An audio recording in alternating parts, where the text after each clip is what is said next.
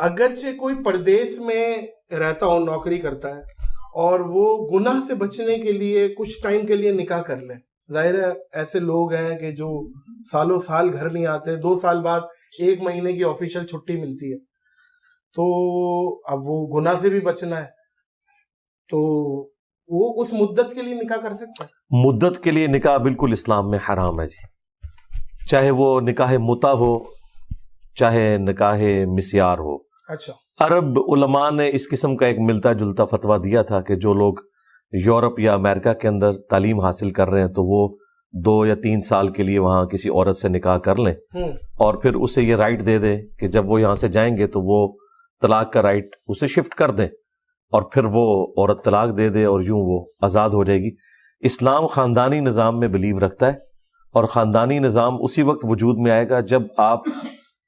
Time period کے لیے نکاح نہ کریں بلکہ ایک خاندان کو بسانے کے لیے کریں۔ اہل تشیع کے ہاں بھی جو نکاح متع ہے نا، وہ کیٹاسٹروفک کنڈیشن کے اندر اسے جائز سمجھتے ہیں، عموماً نہیں جائز سمجھتے۔ اور پھر لاجیکلی بھی آپ دیکھیں، اگر یہ نکاح متع کی یا نکاح مسیار کی یہ والی فارم اس کی اجازت دے دی جائے تو معاشرے میں تو انارکی پھیل جائے گی، پھر تو سب ایک دوسرے کے ساتھ دوستیاں گانٹیں گے کہ جی 1 مہینے کے لیے میں اس کے ساتھ نکاح کر لوں، 1 مہینے کے لیے اس کے ساتھ کر لوں، دنیا میں تو اور پھر کام ہی کوئی نہیں ہوگا، خاندانی نظام کدھر چلا جائے گا، یہ سوچنے کی ضرورت ہے۔ البتہ نکاح مسیار کی ایک شکل جائز ہے جس کو سپورٹیو سورۃ النساء میں آیات بھی موجود ہیں کہ اگر کوئی عورت یہ کرے کہ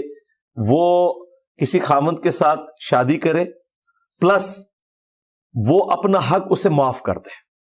صرف اس لیے کہ وہ اپنے نام کے ساتھ ایک خاوند کا نام لگانا چاہتی ہے، جس طرح کہ سعودی عرب میں ایون 60 سال کی کوئی عورت بھی بیوہ ہو جائے تو اس کے رشتے آنا شروع ہو جاتے ہیں، اس کی بھی خواہش ہوتی ہے کہ میرے ساتھ کسی مرد کا نام لگے تاکہ ایک عزت کی زندگی گزرے، وہاں کے کلچر میں یہ چیز شامل ہے۔ پھر وہ یہ کہتے ہیں کہ ہمیں اپنے مرد کی حاجت تو نہیں ہے ازدواجی زندگی کے پوائنٹ آف ویو سے، لیکن ایک ٹائٹل مل جائے، ہم کسی کے نام کے ساتھ منسوب رہیں مرتے دم تک، لیکن وہ بھی یہ نہیں ہوتا کہ ٹائم پیریڈ کے لیے فار ایور ہی وہ نکاح کرتے ہیں۔ اچھا، ٹھیک ہو گیا۔ اگر باپ کو غلطی سے کسی نے قتل کر دیا، اب آپ بولیں گے یہ کیسے ہو گیا بھائی غلطی؟ ہاں جی، ایسا واقعہ مجھ تک پہنچا کہ گن سے کھیل رہے اور بیٹے سے چل گئی، باپ جانے فانی سے کوچ کر گئے، اس پہ بچے پہ کیا حکم لگے گا؟ ایک چیز۔ دوسرا، اگر باپ کو باقاعدہ پلاننگ سے قتل کیا ہے تو جائیداد میں حصہ ہے، کیونکہ اولاد تو بہرحال وہ ہے، تو باپ کی جائیداد کا حصے دار ہوگا یا وہ والی شریعت اٹھ جائے گی؟ جو دوسرے والا کوسچن ہے نا، یہ زیادہ امپورٹنٹ ہے کہ اگر کوئی شخص اپنے باپ کو قتل کر دیتا ہے، باپ کو قتل، ہاں جی، اس کے حوالے سے جامع ترمذی میں سنن ابی داؤد میں حدیث ہے کہ قاتل اپنے مقتول کا وارث نہیں ہو سکتا، ایک جنرل حکم ہے، اٹھ گیا، ہاں جی اڑ گیا۔ اسی طریقے سے بخاری مسلم میں حدیث ہے کہ کافر کا وارث مسلمان نہیں ہو سکتا، مسلمان کا وارث کافر نہیں ہو سکتا، ٹھیک ہے۔ اگر کسی کی اولاد کافر ہو گئی ہے تو اب اسے اپنے ماں باپ سے کوئی حصہ نہیں ملے گا، اور وائس ورثہ بھی ہے۔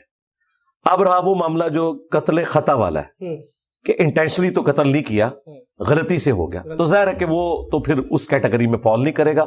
وہ شخص توبہ کرے، جی کفارہ ادا کرے گا جو سورۃ النساء کے اندر آیا، یا تو ایک غلام کو آزاد کرے گا جو آج کل آبسلیٹ ہو چکا ہے، یا پھر وہ 60 روزے رکھے گا مسلسل، یا 60 مساکین کو کھانا کھلائے گا۔ یہ والا جو اللہ کا حق ہے اس اعتبار سے وہ اس نے دینا ہے، تو پھر اس کی معافی ہو جائے گی، اور اس کیس میں اس کے اوپر وہ قصاص والا معاملہ نہیں ہوگا، قتل کے بدلے قتل۔ اچھا، البتہ دیت والا معاملہ پھر بھی ہوگا، ہاں دیت یعنی 100 اونٹ سنن ابی داؤد میں ہے، ہاں جی 100 اونٹ دینے ہوں گے اس کو، لیکن اب یہاں پہ چونکہ وہ خود ہی وارث ہے، یہاں تو کوئی اس اعتبار سے معاملہ بن سکتا ہے کیونکہ وہ ولی خود ہے۔ ابھی بھائی 100 اونٹ آج کے دور میں 3 کروڑ روپے، جی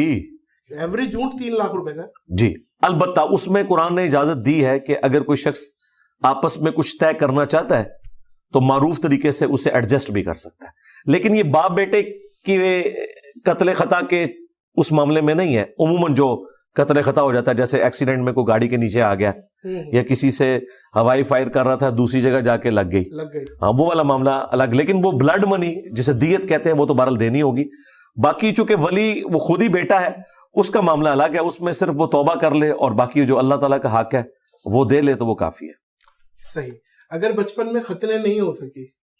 بہت سارے ریزنز ہو سکتے ہیں, بہت ساری گاؤں دیہات میں لاپرواہیاں بھی ہوتی ہیں, ہم نے دیکھا ہے بڑی بڑی عمر کے ہو جاتے ہیں بالغ بچے پھر ختنے کرا رہے ہوتے ہیں, نہیں ہو پائی, اور وہ اب ظاہر ہے اس کا ایک پروسیس ہے بڑا تکلیف دہ, تو وہ بول رہا ہے کہ یار میں ختنے نہیں کرا رہا, تو اس پہ باقی نمازیں ومازیں ساری چیزیں قبول. ظاہر ہے کہ جس طرح باقی شرعی احکام ہے اسی طرح ایک یہ حکم ہے, اس سے باقی چیزیں تو ڈسٹرب نہیں ہوتی. نہیں وہ والا معاملہ نہیں ہے, سنت ہے, نہیں فرض نہیں ہے, سنت ہے. اچھا, جس طرح باقی کئی ایک سنت ہے, یہ صرف ختنہ نہیں ہے. بخاری مسلم حدیث ہے کہ 5 چیزیں فطرت سے ہیں, ان میں ختنہ کروانا,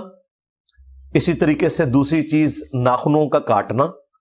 تیسری چیز بغلوں کے بال, چوتھی چیز جو ہے وہ زیر ناف بال, اور 5ویں چیز مونچھوں کو پست کرنا. اور اس میں بھی صحیح مسلم میں ہے کہ 40 دن کی مدت نبی صلی اللہ علیہ وآلہ وسلم نے بیان کی ہے, 40 دن کے اندر ایک دفعہ یہ کام آپ نے کرنا ہے. اب خطرے والا معاملہ تو ظاہر ہے بچپن میں ہونا ہے, اگر کسی کے خطرے نہیں ہوئے تو وہ پھر بھی مسلمان ہے. ہمارے تو پنجاب کے معاشرے میں بولا جاتا ہے مسلمانی بیٹھنا, وہ کہتے ہیں خطرے نہیں ہوئے تو مسلمان نہیں. تو ان کے لیے عرض ہے کہ صحیح بخاری میں ہے کہ سیدنا ابراہیم علیہ السلام کی عمر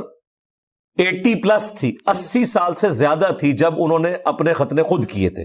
تیشے کے ذریعے. اس وقت پہلی دفعہ حکم آیا تھا ختنوں کا, لہذا بڑی عمر کا آدمی بھی ختنے کروا سکتا ہے. جی پہلی دفعہ. ہاں یہ دیکھیں یہ نشانی ہے ابراہیمی ادیان کی. کرسچنز کے ہاں بھی ہے, جوز کے ہاں بھی ہے, ایون آج بھی امریکہ میں وہ لڑکوں کے ختنے ساتھ ہی کر دیتے ہیں. اگر آپ کہیں گے نا کہ نہیں کرنے, پھر ادر عموماً وہ ختنے ساتھ ہی کر دیتے ہیں. اگر کسی کے ختنے نہیں ہوئے ہوئے وہ مسلمان ہی ہے. ختنہ کرنے سے بڑی سنت داڑھی بڑھانا ہے مرد کے لیے, وہ تو کسی نے سوال نہیں پوچھا. جی اس سے بڑی بات نماز پڑھنا ہے. نماز نہ پڑھنے والا